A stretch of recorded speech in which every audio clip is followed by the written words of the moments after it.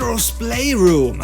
Astro and his crew take you on a magical exploration of PlayStation 5 console. But that's not all. Astro's Playroom is a fabulous tech demo for all the features that PlayStation 5 has to offer. Everything from haptic feedback and all the other features of DualSense controller. And let me tell you, it reacts very precisely to turning, tilting, and even blowing air onto your controller. It's amazing.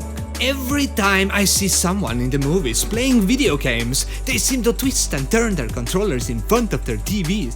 It has always made me laugh because that level of beginnerness combined with the immersion takes place only a few days of getting your hands on your first console ever. My mother used to do this when she played Super Mario for the very first time. It soon became clear that turning and wiggling your hands in the direction you want to jump or go wouldn't aid in the slightest. You would only tire yourself out or get a hell of a workout. But in the movies you see a little kid, who by the way definitely knows that the director who tells him to wiggle and jiggle left and right is an idiot.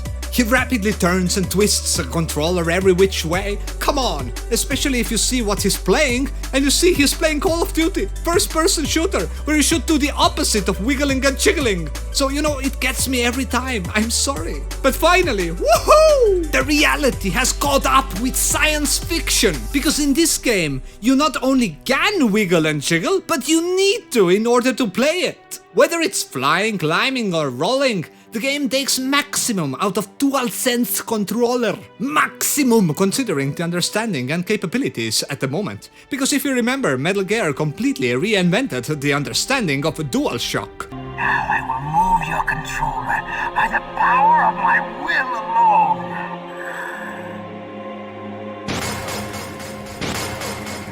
alone. So, you know, I'm sure that some clever developer in the future can utilize those features in ways we don't even know. Flying in Astro's Playroom is done by tilting the controller, you know, up and down, left and right. Meow! My cat just said meow. Jumping is sometimes done by both pressure control on triggers combined with tilting and waving for extra oomph. But what is this game about?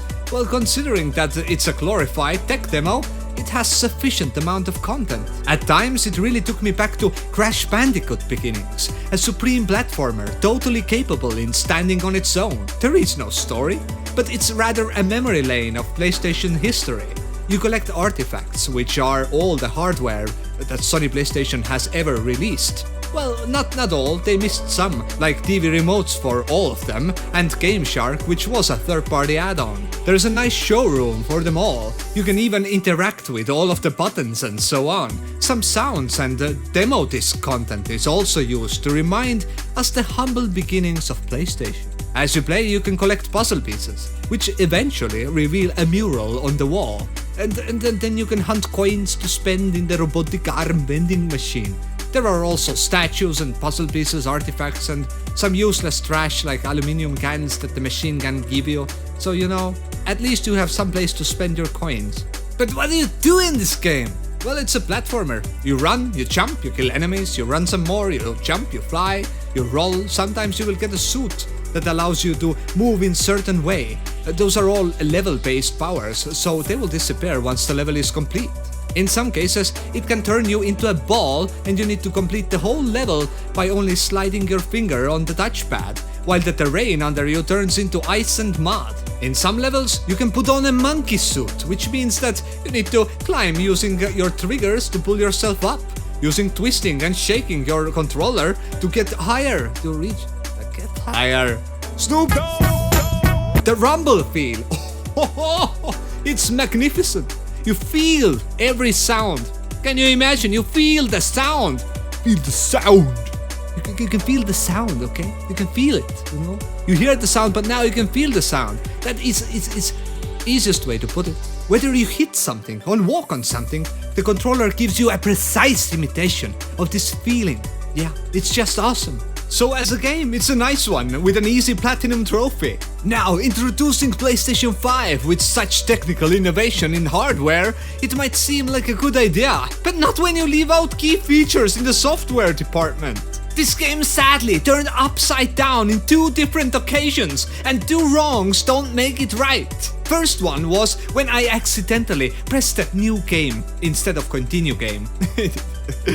I'm stupid, so I'm so stupid. Overwriting the save file without even asking me. All progress lost, everything poof! Did it go poof? Did it go poof? It did. Just like that. Where's the failsafe system? Where are all the save slots? Well, there is only one save slot without any option to manually save the game. So I started a new game, apparently. To achieve the Platinum Trophy, you need to collect everything, meaning that I basically needed to complete all the levels again. Plus, time trials and so on. So I clocked in about 7 hours of gameplay yesterday. 7 hours! 7 hours just to make up for it. The lost time and everything. With this weather, there's not much to do, so time well spent, I can say proudly.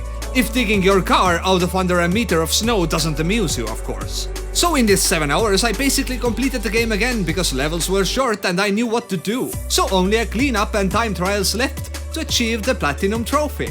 I left the game open for an hour. Meanwhile, one of my cats walked over my power circuit and managed to shut down my PlayStation 5. After rebooting today, I found out that all my 7 hours of progress was gone. Everything. So to make a generation-defying game, demoing all the features, they managed to leave out autosave feature and manual save function, plus giving the users only one save slot. Wow, thank you, that's so generous. Why overdo it? I know that this game is free and I shouldn't even be reviewing it, but my god, it pisses me off. This lack of elementary functions. So I had an educational evening. I learned that the game saves only when you quit and exit. Today we finally got the Platinum Trophy. Finally. But the lack of those needed features brought the overall score down quite a bit. I give Astro's Playroom a 5 out of 10. And 7 if you're around the age of 4 and like doing shit all over again every day. And I'm going to upload an angry face in my YouTube thumbnail video because it's just mental, 5. Dare I say that Miles Morales is not going to be a pickle either, so stay tuned. I hope that you at least enjoyed this review. If you did, hit that like, smash that bell, and if you dare, subscribe as well. I'm Sillyllamaz, and thanks for watching. Till next time.